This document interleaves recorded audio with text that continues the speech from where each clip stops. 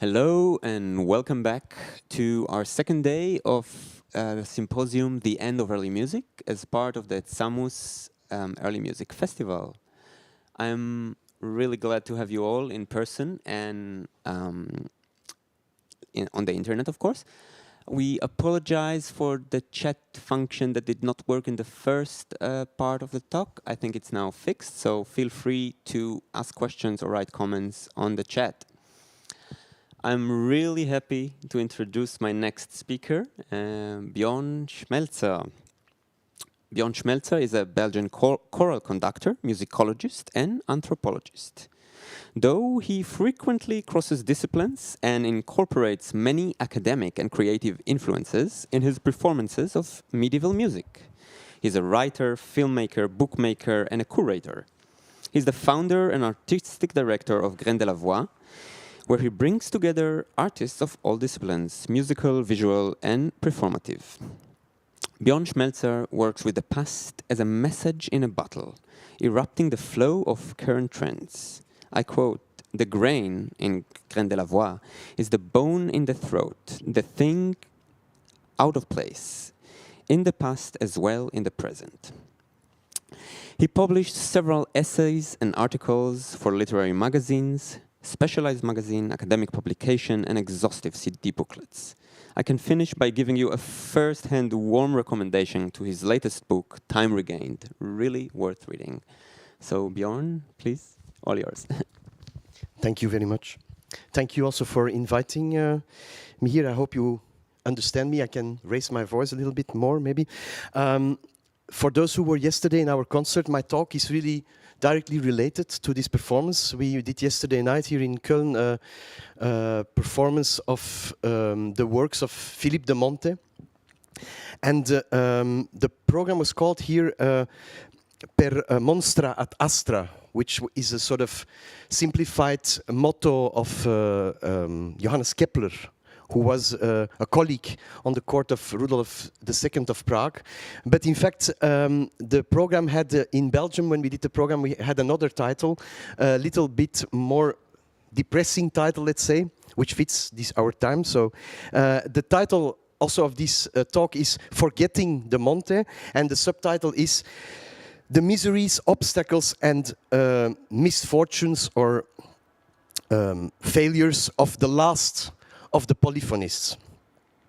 So maybe in the end, per monstra ad astra could be better reversed at per astra ad monstra, maybe. I don't know, but let's see. Anyhow, this will be a boring talk. I will just read my pages I made here. So, well, maybe there is something that will stick out. I don't know. Let's see. So, let's start. It was during the time of Graindelavoix' Gesualdo concerts and recordings that Jelle Dirks of Lunalia Festival in Mechelen, that's in Belgium, asked me whether I felt like tackling Philippe de Monte. Philippe de Monte, who was a composer of Mechelen. And I immediately said yes.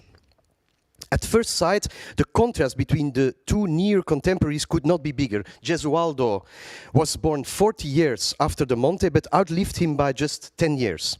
On the one hand, Gesualdo, an eccentric aristocratic composer of avant-garde madrigals, who was as much feared as he was respected in his own time. His sole concern was his artistic development, and his compositions were soon forgotten after his death, only to be resurrected in the wake of the 20th century avant-garde. On the other hand, de Monte, Philippe de Monte, who holds a quiet, insignificant place in music history as a modest and ethical workaholic from Mechelen. All people in Mechelen are workaholics, I guess. That's the imaginary we have. And who composed the greatest madrigal oeuvre of the entire 16th century. While he was renowned and honored in his lifetime, it seems from surviving writings, forwards and anecdotes that he was constantly anxious and uneasy about his own artistic relevance, worried that his work may be outdated, worried that it didn't attract real interest, and worried most of all of missing the right moment.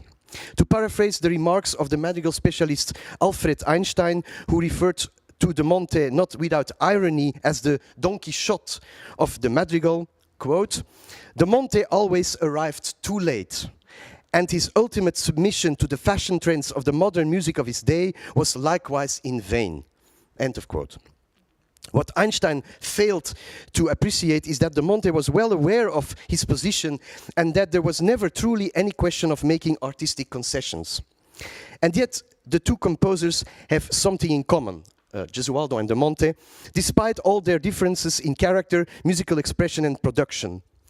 Namely, the anachronism of their work, their personal, geographical and artistic isolation, Gesualdo in Venosa and later at his castle in Avellino, not without a dose of paranoia, and de Monte artistically isolated and dejected at the Prague court, which was largely a backwater in terms of the latest artistic and musical developments, and where he longed for Italy or a post or retirement in Cambrai, an ambition that was never realized since he remained for 23 years until his death in 1603 at the Habsburg court.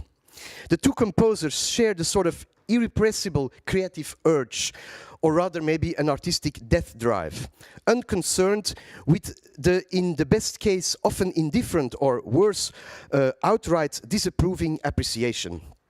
Lastly, both Gesualdo and de Monte had a passion for the old-fashioned complex madrigal, which we presented yesterday night. You could hear a lot of madrigals that we did of de Monte, in which each in his own way felt in his element, Gesualdo and de Monte, and a distaste for musical hypes or trends, for the commercial and light music of their age, the villanella and the canzonetta. Both composers created an oeuvre that stands out for its anachronism, an artistic anachronism that irritates in the light of the historical developments of their day, with the approaching Baroque style, and that and it was a sort of kind of remnant, a strangely inward-looking artistic appendix to music history. Gesualdo, with his untimely modernity that did not fit with the way historical modernity ended up going, and de Monte, with his untimely anti-modernity, characterized by an unwillingness to give in to what sold well on the Venetian musical market, that, as Alfred Einstein remarked, can be regarded or saved, rehabilitated, today as modernity, precisely because it was diametrically opposed to the modern trends, the historical modernity of de Monte's own era. Maybe that's an interesting point to discuss afterwards, this idea of modernity, that for us modernity is something else than the historical modernity of a certain period, but okay. By contrast with Gesualdo, there is no sign of de Monte enjoying a revival today. De Monte has never been in, despite every effort at rehabilitation, and I fear he will never be. De Monte is just as monstrous as Gesualdo, albeit in a different, less explicit manner that was much more difficult to exploit culturally. Not only was de Monte not a murderer, in favor of Gesualdo's morbid sex appeal, he was at best a workaholic, as said already, and a little bit a grouch or grump, as appeared recently, by the way, from documents uncovered by Richard Wistreich. It's a very interesting article on de Monte, where you get really a very personal insight in de Monte's character. Maybe you can talk about it, or you can find it on the internet. So de Monte as a modern anti-hero in Einstein's view, or in more contemporary terms, a prototypical loser. That's why we, of course, want to do de Monte, no? You can imagine already. The problem is a practical one as well. There is just too much of his music that has survived, written over a period of more than 50 years, so that it is hard to sketch out a clear artistic profile. Moreover, I think that's what you said on the radio, Peter, also, I remember. Moreover, the bulk of that repertoire consists of deadly serious madrigals, more than 1,000 in all. Furthermore, de Monte's work is the swan song of a polyphonic tradition that was dying out and that he stubbornly continued to defend to the last, without lowering himself to write popular music like, for example, his much better known colleague Orlando Di Lasso. At the same time, de Monte's enormous musical production neurotically anticipated and tried to counter a possible forgetting. I like that, the idea. Maybe he was already aware I will be forgotten, and he composed and composed not to be forgotten. And then, of course, you get the opposite of what you try to do, but okay. as if the composer wanted to avert his own anachronism and the resulting oblivion through a continuous accumulation of musical works. It is therefore quite a task to see through the Monte's compositionally perfectly stylized forest the exceptional trees, in particular these marked by the Monte touch. Getting one's teeth into the Monte is impossible without choking. A rehabilitation of the Monte is thus not without significant practical problems.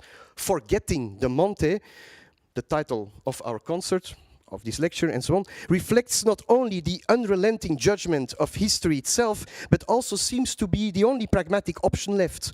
For the key question is, why dig up a composer and perform his work again if he has been left by the wayside by history, or for some reason or other has been treated unfairly by history, whatever? Is there another answer to this question than this one? Because of the artistic relevance of his work for a contemporary audience. It's just good work, let's say. And can this relevance be confirmed with a wholehearted yes? That's up to the public that was yesterday in our concert, maybe. My hypothesis is that all efforts to rehabilitate the Monte or to put his work back on the map have simply contributed to his falling into oblivion. Precisely because the crucial question of the relevance of his work was never or barely raised. Because reasons other than artistic relevance have been put forward to rescue his work from the ravages of time. The attempts to publish the collective works of the Monte are symptomatic of this, for they have either bogged down midway or ended up in heaps of unsold scores in the basement of the Leuven musicology department. I was there, I saw them, palmed off in the end of to the bargains section of a known Belgian second-hand bookshop. De Slechte, I can make some publicity for it. Because of a general lack of interest, and where myself, I recently purchased them there. My own copies of the Monte transcriptions. The tragicomic fate of the Monte, according to the historical intuition of Alfred Einstein, is thus true not only of the creation of his work, but continue to follow him after his death into every attempt at a revival. The more attempts were undertaken to save a composer from oblivion, the more we come face to face with the fact that he has well and truly been forgotten. I think that we also should profoundly question the historicist obsession of the early music movement, which has not been a blessing, to my idea, to the rehabilitation of the past, as has often been thought. Instead, it has even contributed to the so-called natural selection of artworks over history, despite any impression to the contrary. Often in this view, the artistic relevance of works of art is ignored or reduced to a specific historically defined period. The result is the deprivation of the intrinsic potential of universality to relevant works of art. The question is how we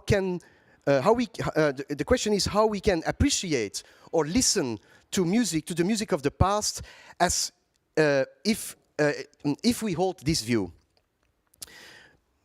The idea, for example, to me, the absurdity of the so-called period ear, for example, as if artworks are in direct positive reception and as if we can appreciate artworks through the imagined historical perception of them. I think we can discuss that later. Attempts to save a composer or a work from oblivion has little chance of success if it is done for the wrong reasons or with the wrong intentions. In my view, there are at least 4 such wrong reasons that have helped reinforce the Monte's oblivion rather than prevent it. And the 4 reasons, I summarize them first and then I will go into detail, are first of all, in Flanders we know that, nationalistic reasons. The composer is Flemish, so we have to rehabilitate him. Secondly, illustrative museal reasons. Thirdly, historicistic reasons to rehabilitate the composer. And then fourth, pragmatic reasons. Now I will go into details. First, the first reason. The first reason is the one explaining why interest in the supposed Flemish polyphony rose at the beginning of the 20th century. According to this reasoning, the Monte is to be performed because he is one of us. as we would say in Flanders. In reality, this one of us is limited to his birth in Mechelen. Where he was educated is unknown. As a young singer, he worked in Cambrai and later in Rome and Naples, until ending his career as the principal Kapellmeister at the service of the Habsburg court of Emperors Maximilian II and Rudolf II in Vienna and in Prague. De Monte spoke several languages, including fluent Italian, the language in which he usually expressed himself. Almost all his works were published in Venice. There is nothing to connect him irreversibly or essentially to the Low Countries, other than that it caused him problems at one point in applying for ecclesiastical funds in Bohemia, because he was a foreigner.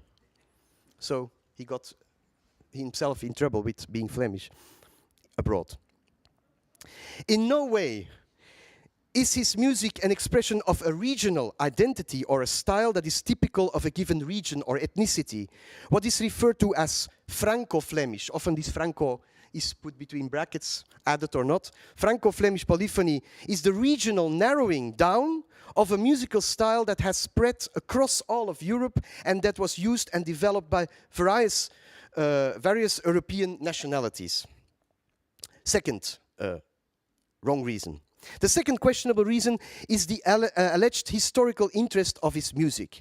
This reasoning is crowned with museal value or seen as an illustration of a certain aspect of history or of the musical style of the last generation of Franco-Flemish polyphonists to which de Monte is considered to belong. This reason cannot in any way legitimize the intrinsic value of his repertoire, quite the contrary. These reasons simply serve as a whitewash or justification for the repertoire having faded away in the annals of history. For no universal value can be claimed for purely historical repertoires, so it goes. They are tied to specific historical contextual conditions that not only explain their existence, but also indicate the way in which the repertoire should be appreciated, namely via a sort of historical and quasi-magical experience. Einfühlung, as we say here in Germany, no? De Monte's work is a fine antidote to such psychoacoustic reenactments, given that both the composer himself in his day and musicologists today emphasize his anachronistic position. De Monte wrote music that was less and less appreciated by his contemporaries because of their anachronism, which at the same time did not affect the status of the composer within the symbolic structure of his time. In this sense, de Monte's music escaped the norms of his own day without the composer himself failing to embody his symbolic role. So he was not a marginal. Please, let's not. He was absolutely, completely in one of the major positions at that time, official institutional positions. A third dubious reason is the desire to link his music with the quantitative importance of his work and with considerable status de Monte enjoyed in his day. Why should music to be performed again if its interest is purely historical, linked to a limited set of historical conditions and can truly be appreciated only by historically informed ears, so to speak? De Monte was, in his own words, not truly appreciated in his own era, so why should modern listeners necessarily and exclusively be able to use historical ears, if even ever possible, to assess the relevance of the repertoire? And then fourth reason. Lastly, there is a fourth pragmatic reason that must be rejected according to this argument. De Monte's music is not bad in itself, but is also not particularly relevant artistically. It is decent craftsmanship that has a right to exist and be heard. Well done and classical in style and form, this reasoning takes as its starting point that de Monte's oeuvre cannot claim any artistic universality. It also passes over what may be really at stake in his oeuvre. I think we underestimate this pragmatic reason. Sometimes we just do music because historically it was important somehow, but we don't go further than that. We even don't ask the question if it's in fact music really to be rehabilitated or not. What is to be done then about the artistic relevance of de Monte's oeuvre? I would like to link this question with the distinctiveness of de Monte's artistic profile, about whom recent biographical discoveries have shattered the cliché image of the composer as a nerd or milquetoast. And I quote Georg Zelt, who is the main protagonist of this view, in a quote from 1555, he says, "Ein stiller, eingezogener, züchtiger Mensch wie ein Jungfrau." This seems not to be true now, through historical research. So, this nerd who willingly submits to the whims of his patrons and who lacks personal artistic backbone. From the Montes forwards to his publications, an image of him has recently emerged as a stubborn, surly, obdurate, and critical artist who was aware of his own anachronism. I repeat it over and over, I know, but just to make my point really clear, and who saw this anachronism as the source of his misfortune, not of his art as such, but of his own position on the art market and before potential audiences at the court in Prague, for example. Nevertheless, he refused to follow the artistic trends of his day, or rather he felt himself called to follow a different path than that of the art market, and clung resolutely to his own artistic integrity, irrespective of the changing tastes and trends of the court, the emperor, and Italy. These social obstacles did not make him happy, not at all, and yet, as an artist, he refused to adapt. He succeeded in transposing this artistic consciousness of his failings and anachronism into an artistic project. So now I will propose or explain a possible treatment for performance, and it will explain the dramaturgical line that we tried to make yesterday night. What I'm claiming here is that the deliberate untimeliness of the Monte's creative production is why his oeuvre is relevant, and it is against this virtual horizon that the selection and dramaturgy emerge that can cut through the Monte's enormous oeuvre. So what I want to say is that what I try to say now could be used in a dramaturgical way, in a concrete way for musicians to create a program with pieces, with a selection of interesting musical pieces. This dividing line runs along compositions in which the Monte succeeded in overcoming the confrontation with his own anachronism, or better yet, to accept it and place it at the service of a musical style that only he could have developed. Alfred Einstein had already at the beginning of the 20th century, as I said already, developed such an intuition after a thorough study of the Monte's work and a careful reading of his forwards to his madrigal books. But Einstein overplayed his conclusions and underestimated the Monte's self-awareness, and above all, how the composer was able, in the final period of his life, to reconcile himself with his own artistic fate by a radical return to the serious major madrigal that he nevertheless manipulated in such a way as to avoid an overly cumbersome texture. This is more or less what Brian Mann replied in 1983, posthumously to Einstein, in what, in my view, is the best study of the Monte, the one of Brian Mann. I purchased a second-hand copy of Mann's book online, and for people that think I'm bluffing or something, I brought it with me. I'm mostly interested in the last page of it. In fact, it ends like that. So. It appears to have been a library copy from Mercer University in Macon, Georgia. Because on the internet you can, these copies that they put in the garbage, you can buy them on Amazon and so on. Not that I want at all to make any publicity for this. I should not have mentioned this name. As the empty date stamp card at the back of the book indicates, the book was borrowed not even once since 1983. Just to say how forgetting is a haunting essence of the Monte's afterlife, it seems. So how happy I am that I was reading this book, almost like destroying it or eating it, and so on. Thank you, Brian, for this wonderful book. Brian Mann nuanced Einstein's judgment and tried, so the book is called, by the way, The Secular Madrigals of Filippo di Monte. Brian Mann nuanced Einstein's judgment and tried to refine it by positing an artistic link between the composer's musical production and his self-professed misery, obstacles, and misfortunes, or failures. Whether this self-image was imaginary, so whether this, and that's very important I think, whether this self-image Because we are always thinking, oh, but is this biographically true? Is Björn bluffing? How does he know it? But I think it's not even important. So it's not important if this self-image was imaginary, rhetorical, theatrical, or real. I think it does not matter. What is important is that man was able to identify among the various published musical works those that went beyond good craftsmanship, showing that each of those works was in one way or another able to incorporate the awareness of those artistic failures and obstacles and to transform them. Einstein saw the tragicomic side of the Monte, but not the fact that it was a crucial part of the Monte's artistic strategy and responsible for a disparate series of exceptional works. Einstein and Mann show how the audience, precisely at the height of the Monte's career, turned their backs on him. The Monte realized this. In one of his forewords, he wrote that what the audience was interested in was not what interested the artist.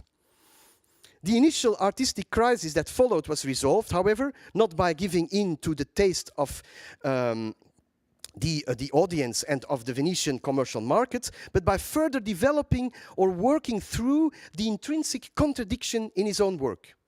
Einstein took the sovereign gesture of the Monte more or less literally. It is this lucidity about his own artistry which served to free him both from the art market and from the evident indifference of the court. That becomes evident in a series of exceptional compositions. I will try to put some tragicomic order in that series now, in which the tragic ultimately leads to the comic. The Monte is at his best in the mature Italian love poetry of Petrarca, in particular in the latter's darkest, most Dantesque verses. In them, we experience the description of the catastrophic and wild landscapes, we were doing some of them yesterday, that represents separation from the beloved. Along the same lines, we can also understand the settings of the Latin and French psalm texts, desperate supplications in the face of a hopeless fate or by a wandering soul. The theme of isolation, exile and abandonment returns time and again in all these compositions and likely culminates in the Monte's grandiose 8-part version of Psalm 137. We did it yesterday, the penultimate piece, Super Flumina Babylonis. In 1583, he sent this work to the young William Byrd, perhaps to lend support to the oppressed Catholic composer in Anglican England, because as you maybe know, Byrd was a Catholic. Byrd promptly replied to the Monte's gift with the motet Quomodo Cantabimus, with which we ended the concert yesterday, which may have been designed as a tribute to the Monte's work. Whether the Monte's choice of text should be seen purely in religious terms or as an ironic reference to his own artistic exile, I think you were referring also to that yesterday, to his own artistic exile at the Prague court remains an open question. Maybe it was both. And with this, we have come to the final series of plaintive texts that are clearly intended to be ironic or even satirical. And because of the limited time span, we didn't do all these pieces yesterday, but for this is maybe an interesting addition to our program of yesterday. One piece, for example, Correte Fiumi, on the text of Pietro Bembo, is legendary in this regard. In it, the advent of love brings about a cosmic catastrophe and turns all of nature on its head. And then finally, there is another madrigal, O sempre inteso dir, which ends the 5th madrigal book for 6 voices dating from 1584. And I will read the translation of the text because it's really interesting and it makes clear that the Monte in Prague was the real predecessor of Kafka and Thomas Bernhard, I would say, in his own right. The text goes as follows. Maybe it was an Italian text written by the Monte even himself. It goes like this. I have always heard it said that in hell, it is rather like life at court, and that life at court is like that of the damned in hell, and that the immense pains of hell are like the inconveniences of court, so that everyone who spends a long time at court can say that he has lived in hell. Court is thus similar to hell, for there is no love in hell nor at court. There is no love of neighbor at court or in hell. But if I think of court and of hell, then I see that they differ. For at court, it is the good who are tormented, while in hell it is the evil. It is surprising that Emperor Rudolf II, it is not surprising, is it surprising that Emperor Rudolf II, to whom the madrigal book was dedicated, exceptionally did not pay anything for the dedication, much to the Monte's indignation, and that we know for sure. We have a written source where he was really angry that he didn't get it, so he didn't apparently he didn't understand why that could have been ending with such a text in a madrigal book dedicated to the Emperor Rudolf II. So he got no money for that. As Brian Mann remarked, the tone of this madrigal is surprising and elated rather than dark. Is this not a fine example of the Monte touch? Is the textual jeremiade, I don't know how you say that in English, the complaint, with its incessant repetition of the two crucial words hell and court, not intrinsically comical? The Monte succeeds in drawing out the comic side of misery, which is what makes the work universal. The Monte hated being subjected to the trends and vagaries of the Venetian market, where he offered his compositions for sale. At the same time, he disdained the courtly life on which he was financially dependent. The court may have brought him status and fame, but it also saddled him with indifferent patrons who promised him money but did not deliver, and whom he had constantly to beg for what he was owed. The Monte was able, to my opinion, like none other, to transpose this irreconcilable tension in his finest works, which have therefore lost none of their artistic relevance. Thank you.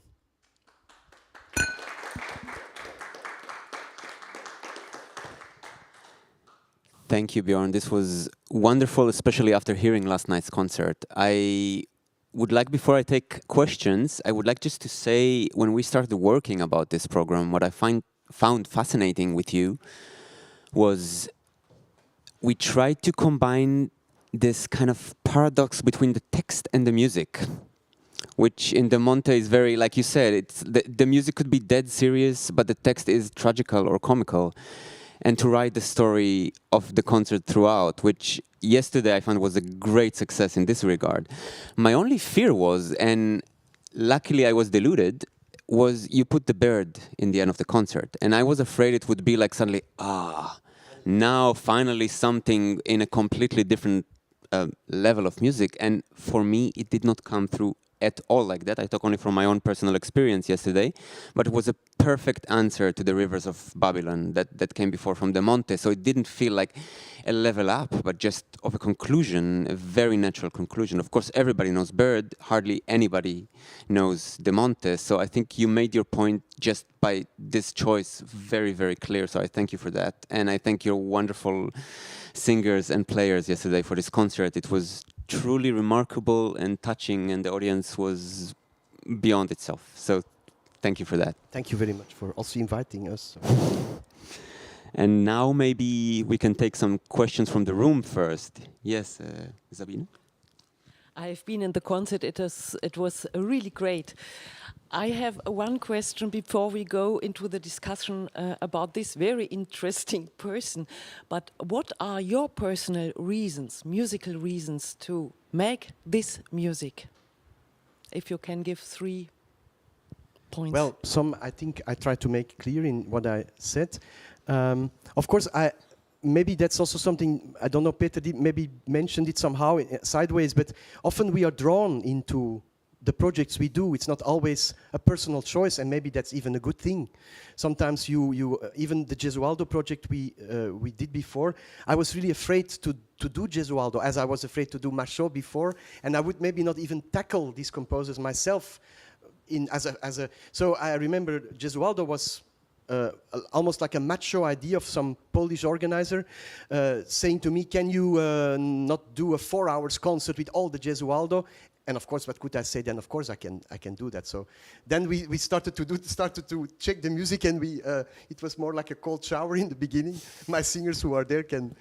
So, but then we got out of this of our own trouble that we were into, and we succeeded somehow of then recording it and so on. So in this sense, maybe I like I think obstacle and what you could call the object of as an obstacle is for me very important. The grain.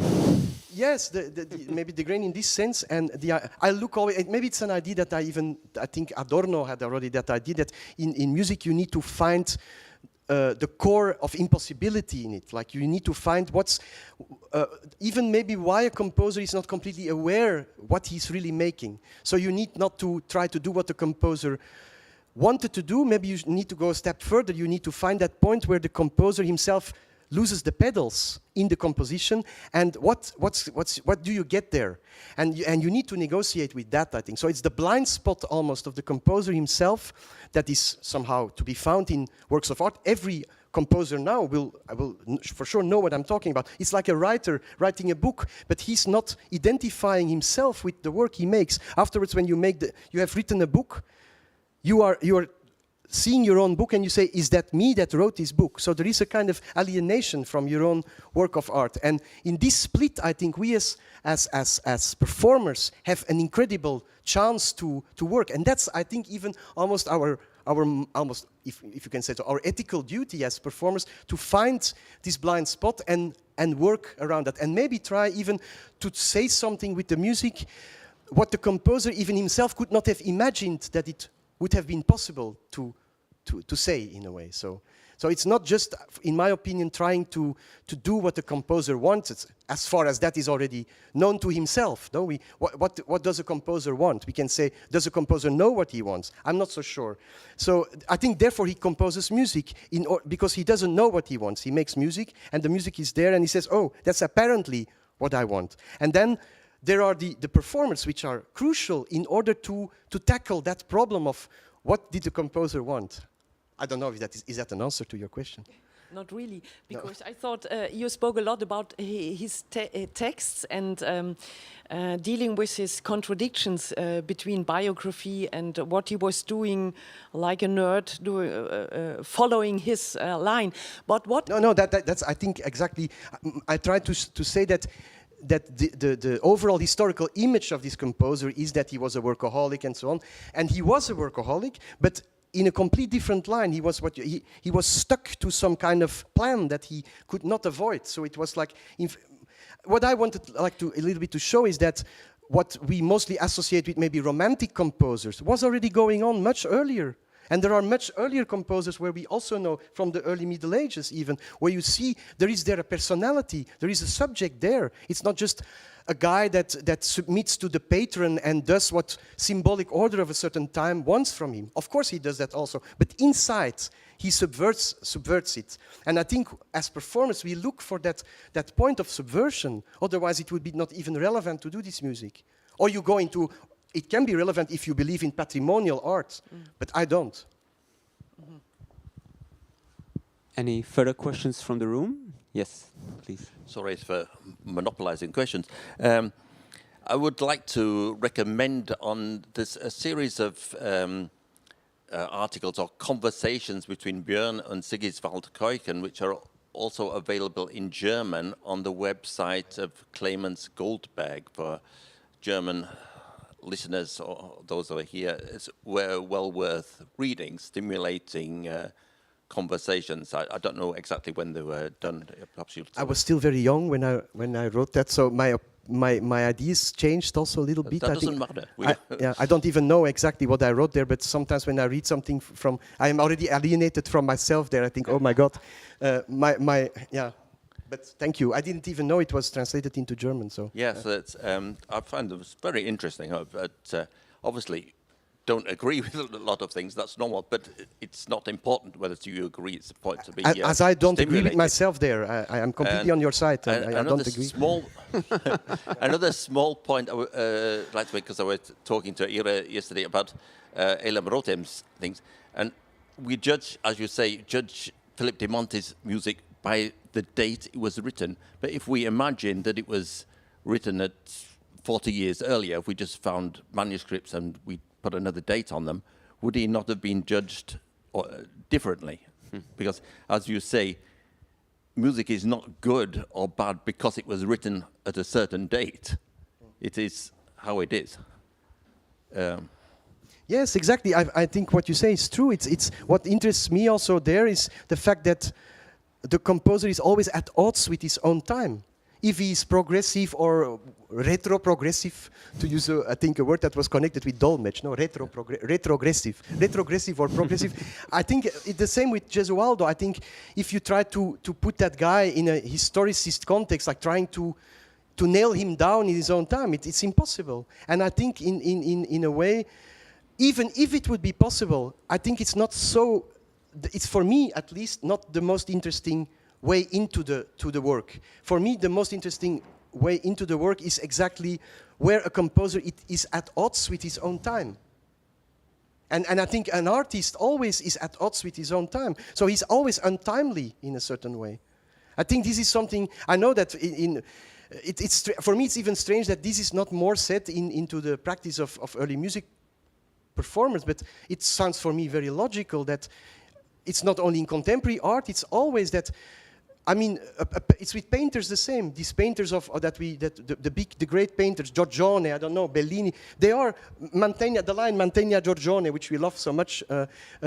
Mantegna, in the end of his life, he felt completely expired. Because he was, you had guys like Bellini, Giorgione, they were much more modern at that moment. So you get, time is not something that you can pinpoint. It's something that, in fact, there is a retroactive aspect of time which we completely neglect too much, I think, in early music performance. The spiral and not the linear.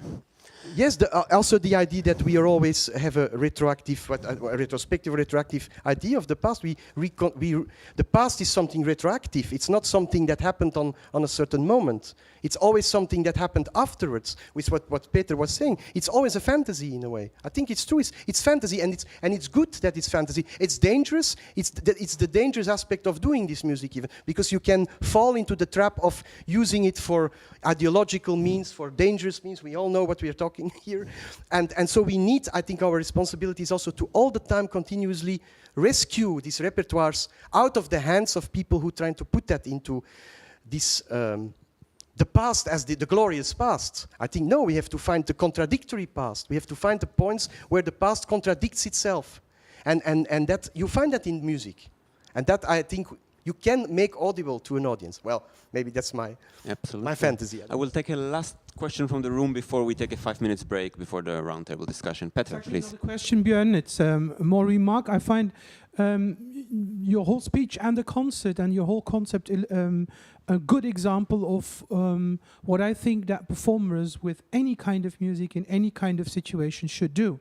And this is to come up with an own dramaturgy, with an own reason why to put this music in this way on stage.